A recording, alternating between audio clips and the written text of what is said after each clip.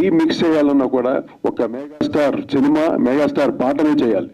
అంటే అంత రీచ్ ఆయన, అంటే ఆడియన్స్లో అంత గ్రేట్ ఫ్యాన్ ఫాలోయింగ్, ప్రతి ఒక్కరి హృదయాల్లో ఆయన శాశ్వతంగా ఉండిపోయారు మెగాస్టార్. అందువల్ల హిట్లర్ సినిమా ఆయన చేసిన ఎన్నో సినిమాల్లో హిట్లర్లో ముఖ్యంగా ఆయన ప్రెజెంటేషన్ వెరీ సెంటిమెంటల్ రోల్ కూడా అంత రకంగా ఏడిపించి కొన్ని ప్లేసెస్ నేనే ఎంతో ఎమోషన్ బ్యాక్గ్రౌండ్ స్కోర్ చేస్తున్నప్పుడు ఎన్నోసార్లు ఎమోషన్ అయ్యాను. అసలు బ్యాక్గ్రౌండ్ స్కోర్ చేస్తుంటే ఏటర్ మోహన్ గారు వచ్చారు అనమాట. కోటి గారు మీరు తెలిసే చేస్తున్నారా తెలియకుండా చేస్తున్నారా ఏంటి సార్ ఇంత బాగా వస్తుంది రికార్డింగ్, ఇంత బ్రహ్మాండంగా వస్తుంది అంటే నాకు అంత ఆర్కెస్ట్రా నేను చెప్పిన బడ్జెట్కి ఎక్కడ ఆయన వెనకాల ఆయన ఎన్నో సినిమాలు చేశాను, 5 సినిమాలు చేశాను. ఏ సినిమాకి ఇంత బడ్జెట్లో చేయండి ఇంత తక్కువలో చేయండి, ఈ నెవర్. నాకు ఇష్టమైన బడ్జెట్ ఇచ్చేవారు. అంటే నేను ఫుల్ ఆర్కెస్ట్రాతో వర్క్ చేశాను. హిట్లర్ పర్టికులర్గా బ్యాక్గ్రౌండ్ స్కోర్ 15 రోజులు 17 days కోవిందపాణి ఆడియోస్లో చేశాను అనమాట. అంత ఫుల్ ఆర్కెస్ట్రా, అంత 74 మంది ఎంతో మంది ఫుల్ ఆర్కెస్ట్రా చేశాను. అది ఎంతో అద్భుతంగా ఆ పిక్చర్లో కూడా ముఖ్యంగా మా ముత్యాల సుబ్బయ్య గారు చెప్పాలంటే ఆ సెంటిమెంట్స్ తీయాలంటే ఓన్లీ సుబ్బయ్య గారు అంత గ్రేటెస్ట్ డైరెక్టర్. ఇప్పుడు ఎన్ని ట్రెండ్స్ మారినా వీళ్ళు ఒక ట్రెండ్ క్రియేట్ చేసి పెట్టేశారు ఆడియన్స్లో కూడా. ఈ రోజుకి హిట్లర్ ఇప్పుడు వెళ్ళినా కూడా ఆడియన్స్కి మళ్ళీ రీకలెక్ట్ అవుతారు అనమాట. ఆ సీన్స్ కానీ ఆ సాంగ్స్ కానీ the way of presentation of the sentimental emotion scenes ఎంతో అద్భుతంగా ఉంటుంది. అలాగే ఎడిటర్ మోహన్ గారు ఆయన ఎడిటర్గా ఎంతో సీనియర్ మోస్ట్ ఎడిటర్. ఆయన చెన్నైలో ఎడిటర్ మోహన్ కార్ వస్తుందంటే ఒక రెస్పెక్ట్. ఇప్పటికీ ఎలిగెంట్ కార్ అనమాట, చిన్న కార్ ఇప్పటికీ పెట్టుకున్నాడు ఆయన, ఫియట్ కార్. ఆయన కొడుకులు ఎంత గొప్ప డైరెక్టర్, ఒకడు పెద్ద హీరో ఒకడు పెద్ద డైరెక్టర్. ఇదంతా ఎక్కడి నుండి వస్తుంది? ఆయన చేసిన సేవ. అంటే చిత్ర పరిశ్రమకి ఒక టెక్నీషియన్గా ఎంతో సేవ చేసిన మనిషి ఎడిటర్ మోహన్ గారు. ఎంతమంది బైక్ తీసుకుని వచ్చారు, ఎంతోమంది డైరెక్టర్స్ కానీ ఒక స్ఫూర్తిగా ఉండి ఎంకరేజ్ చేసి ఎంతో గొప్ప స్థాయికి తీసుకుని వచ్చిన ఎడిటర్ మోహన్ గారికి ఆల్వేస్ వాళ్ళ సతీమణి గారు వచ్చారు, వాళ్ళ ఫ్యామిలీతో వచ్చారు, అందరు పిల్లలు మనవాళ్ళతో కూడా. I'm so happy. ఇది మంచి అకేషన్. ఇది నాకు ఇంకా మ్యూజిక్ గురించి చెప్పాలంటే నాకు ఎప్పుడు స్వేచ్ఛ ఉంది. ముత్యాల సుబ్బయ్య అంటే గురువా కొట్టు బ్రహ్మాండ అదిరిపోవాలి పాట, ఇంతే. ఏది చెప్పినా సిచ్యువేషన్ చెప్పేసి కొట్టు అంటాడు. అంటే ఒక కాన్ఫిడెన్స్ నాకు ఇచ్చినట్టు, నా మీద నమ్మకం. అందువల్ల నేను కోటిగా నిలబెట్టుకున్నాను, రాజ్కోటిగా నిలబెట్టుకున్నాను. తర్వాత కోటిగా కూడా నాకు ఇంత పెద్ద సినిమా మెగాస్టార్ చిరంజీవి గారి సినిమా చేయాలంటే చాలా ఎనర్జీ కావాలి, చాలా అంటే ఎంతో చేయాలంటే ఫ్యాన్స్ ఫాలోయింగ్ ఎక్కువ, మైలేజ్ ఎక్కువ, ప్రతి పాట రీచ్ అవ్వాలి. కానీ దీంట్లో నాకు మోర్ సెంటిమెంటల్ సాంగ్స్ ఎక్కువ అయిపోవటం వల్ల 2 సాంగ్స్ హబీబీ అండ్ ఇంకోటి మిస మెరుపుల మెహబూబా, ఈ 2 సాంగ్లు కొంచెం చిరంజీవి గారి స్టైల్గా బ్రేక్ డాన్స్, ఒక new trend of song. Habibi అయితే ఇప్పటికీ నేను యుఎస్లో కానీ ఎక్కడ షోస్లో పాడినా కూడా వన్స్ మోర్లు అదే డాన్సులు అందరూ. ఆ మూమెంట్ కూడా అందరూ అక్కడ వేస్తుంటారు అనమాట, అంత పాపులర్. అంటే ఒక థీమ్ లారెన్స్ గారు చేశారు, అది ఒక కొరియోగ్రఫీ, ఒక థీమాటిక్గా ఒక దాని ఏమంటారు థీమ్ స్టెప్స్ అనమాట. ఒకే స్టెప్స్ అలా కంటిన్యూ అవుతుంటుంది. ఆ తర్వాత చిరంజీవి గారి సినిమా అన్నింటిలో ఫాలో అయ్యారు ఆ ప్యాటర్న్ అనమాట. So I'm really happy. My megastar cinema the last cinema నేను చేసింది. Hitler is a last film. తర్వాత చెప్తాం, ఫస్ట్ హిట్లర్ అయిపోతే ఇంకా చాలా ఉంది చెప్పండి. హిట్లర్ అంటే చిరంజీవి గారికి నేను చేసిన లాస్ట్ సినిమా హిట్లర్. తర్వాత మళ్ళీ మాకు కుదరలే మా కాంబినేషను. బట్ ఎంతో వైభవంగా మన 100 days ఫంక్షన్ వచ్చి ఒంగోలులో చేశారు. నేను ఆ ఫంక్షన్కి వెళ్ళలేకపోయాను. To be frankly I'm sick అనమాట. అప్పటికి మా అత్తగారు ఊరికి వెళ్ళి నెల్లూరు నుండి అక్కడ నుండి దగ్గరే ఒంగోలు. సరే వెళ్దాం అనుకుంటే నా వల్ల ఫుల్ చాలా నీరసం అయిపోయి అనేబుల్ అనమాట, వెళ్ళడానికి వీలు పడిన పరిస్థితుల్లో నేను వెళ్ళలేదు. చెప్పాను నేను రావట్లేదు మోహన్ గారు అని చెప్పేసి. కానీ పెద్ద ఫంక్షన్ అది, ఒక మెయిన్ టెక్నీషియన్ లేకపోవడం నేను ఇప్పటికీ ఈ రోజుకి బాధపడుతున్నాను. ఎందుకంటే ఈరోజు అది నేను రివీల్ చేయాలి మోహన్ గారికి. నేను కావాలని మట్టుకు ఎగ్గొట్టలేదు, నా మీద కోపాలు మట్టి పెట్టుకోకండి హిట్లర్స్ లాగా అందరు హిట్లర్స్ ఆ టైంలో. సో అది మిస్ అయ్యింది. ఆ తర్వాత చిరంజీవి గారి సినిమా నేను చేయలేదు. కోర్స్ ఆ టైం వచ్చినప్పుడు తప్పకుండా ఆయనతో వర్క్ చేసే భాగ్యం కలగాలి. కానీ కలిగితే మళ్ళీ నా గుండెలో బీట్ స్టార్ట్ అయిపోద్ది.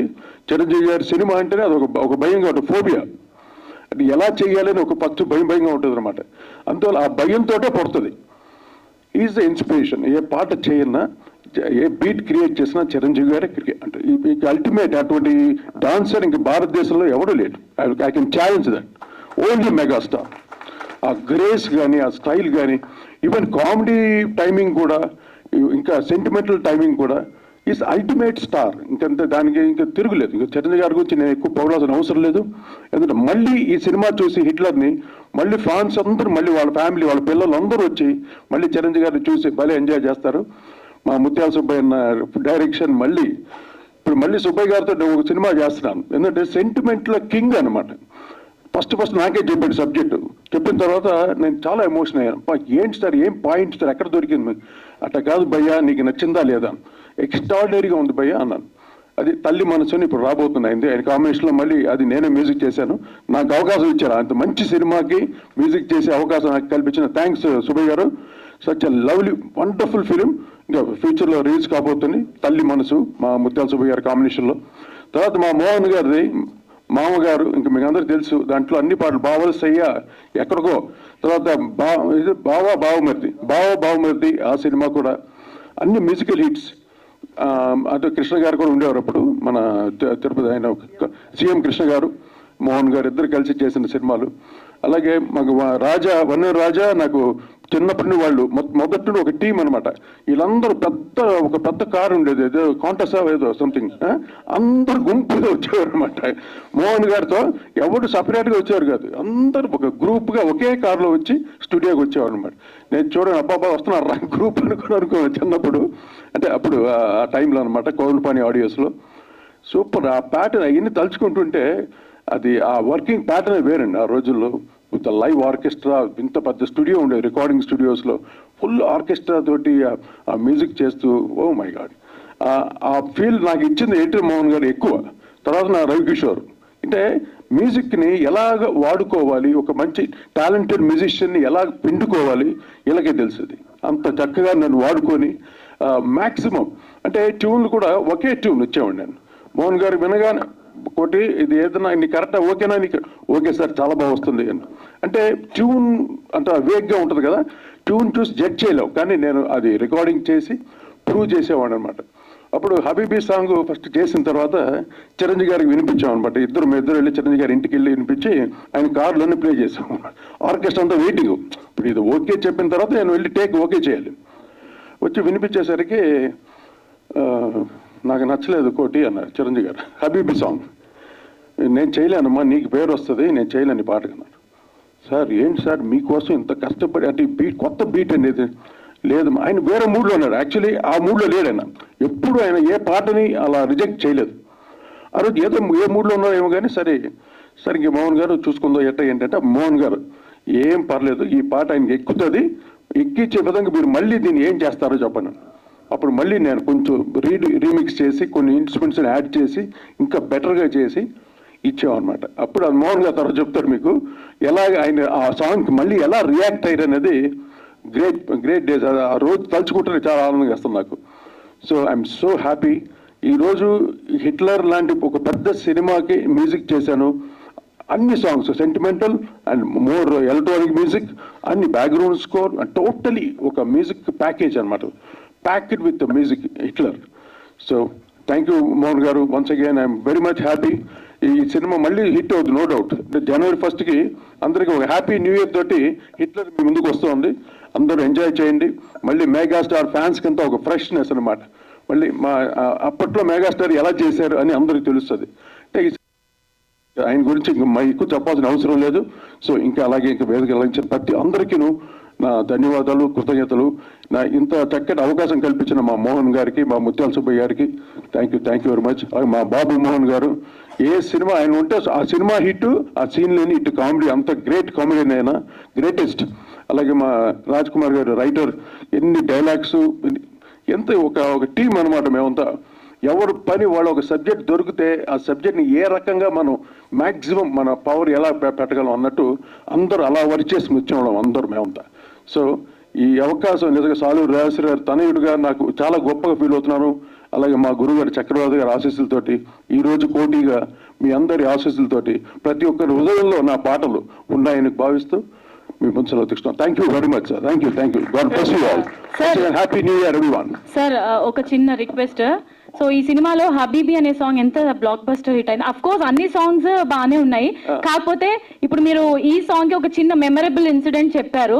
సో ఒకసారి మీరు పాడితే మేము కూడా పాడదాం. ఇప్పుడు అందరూ పాడతాను. రెడీ. నడక కలిసిన నవరాత్రి, సిగ్గుపడితే శివరాత్రి, తన నాన్న తర నాన్న తర హబీబీ హబీబీ హబీబీ హబీబీ హబీబీ హబీబీ హబీబీ హబీబీ డింగ్ డంగ్ డంగ్ డింగ్ డంగ్ డంగ్ డింగ్ డంగ్ డంగ్ డంగ్ డింగ్ డంగ్. గిటార్ ఉంటే ఇప్పటికి మంచి కుమ్మేసేటోళ్ళం.